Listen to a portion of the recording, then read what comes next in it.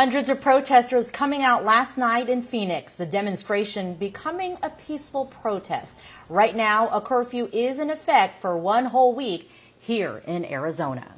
The governor issuing a curfew. He did that yesterday afternoon from 8 p.m. until 5 in the morning. It lasts all week. And as of this morning, we're seeing a lot of state of emergencies issued across the country. That's right. Law enforcement, of course, working hard to keep communities safe and calm. So this morning, Kylie is live in downtown Phoenix with the very latest for us. Good morning, Kylie. Good morning, and we do have a chance to speak with the Phoenix Police Chief Jeri Williams. Obviously, she has been very busy over the last 4 nights because we saw Thursday, Friday, Saturday, and Sunday protests here in the heart of the city. Many of those protests were peaceful, but at some point, especially on Friday night, things definitely took a violent turn. So Chief Williams is joining us this morning. And you tell me, you thought last night you were more prepared. You called everybody on board, and you literally had every officer here who was not on a vacation working to make sure the streets and the businesses were safe. Absolutely. So I realized, or we realized as a team on Saturday night, I get my days mixed up, on Saturday night, the sheer exhaustion of our tactical response folks and the fact that we didn't necessarily have as many people as we needed to have. And so out of the health and safety and well-being of everyone, including my employees, made the decision to mobilize the department. When we do that, that means that everyone who's not on a vacation or a day off comes in, puts on a uniform, and is able to either be deployed to stationary locations around the city. As you know, what happened in Scottsdale created great concern for many police chiefs across the country. So we had people stage places as well as to help and assist in the downtown effort.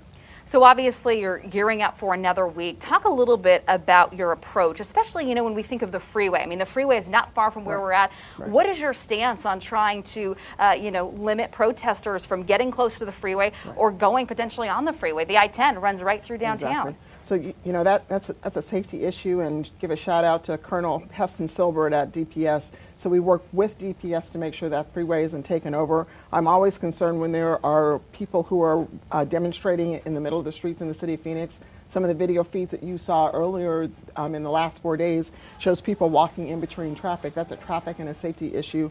So we want to maintain the safety of those individuals who are there. We want to maintain the safety of the community. But at the same time, we can't allow people to take freeways because that's extremely dangerous. So we work with DPS to make sure that that didn't happen. What is the plan tonight? Are you calling every officer in again? So everyone is still mobilized. So we still have no end days or days off and no vacation. So we just need to make sure that we maintain proper staffing levels to ensure the safety and security of everyone in the community. Let's talk a little bit about the conversations because, I mean, it is time and you have admitted it. What can we do right now to get the ball rolling so we can see change? Right, that's always a great question. I'll start by saying it isn't damaging property. It isn't throwing rocks, bottles, Molotov cocktails, you name it, at police officers. It's literally sitting down, having those difficult conversations, those hard conversations, loading people into email systems to provide suggestions. The Phoenix Police Department has always been able, willing to, if you invite us in for a conversation that's productive, even if it's a little bit uncomfortable, I'm okay with uncomfortable, but if we can move past the anger to productivity, that's literally my hope and my prayer. What are you telling your officers, especially those that are right up there, they're interacting with the protesters? Yes. How do you want them to speak to them, and what do you want their language to be? Professionalism, professionalism, professionalism, professionalism. I can say that all day. And quite frankly, if you were in the shoes of a police officer and hearing the things that are being said to you, about your brand, about the job that's really in your blood, it's not just a job, it's a career, it's a calling. They have maintained their professionalism to the nth degree.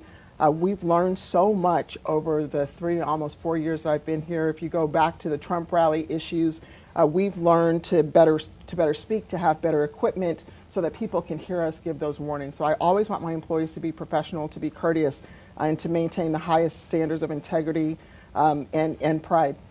Lastly, I know we only have a few seconds left. You talk about what you've learned over the 3-4 years you've been here. What have you learned specifically over the last 72 hours about the protests going on here, and then over the last week with the police brutality that we saw in Minneapolis? So we've learned that there is no one who watched the video on either side of the equation that thought that was right, that thought that was good policing, that thought that was what you were supposed to do. Quite frankly, We were all sickened, horrified, and troubled, period. Everyone says that. But at the end of the day, we learned that there is a voice in the community, a strong voice in the community that wants to be heard, that wants justice, that wants equity. And it's our responsibility to share and show that we are walking with them.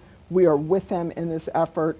But we need to get past the violence. We need to get past damaging property. So if we can get past that, I think we can begin productive dialogue. We have a lot of families watching at home. My last question for you. What can we tell our kids? I mean, what can those Great Arizona question. families talk to their kids about when they go to sleep tonight and they're asking about the state of the world and what's going on? So the state of the world is don't paint everyone with a broad brush. We shouldn't do that either. So law enforcement shouldn't do that. What you saw on TV wasn't the representation of the majority of police and police officers and police departments around the country, because we all saw that as something that was absolutely unacceptable. We understand that the community is hurting. We understand that people want to exercise their voice, but we ask people to have calm and let's have productive dialogue and productive conversations. Chief Williams, we appreciate you having an open dialogue with us this morning and taking some time, obviously, to ask our questions. A lot to unpack here.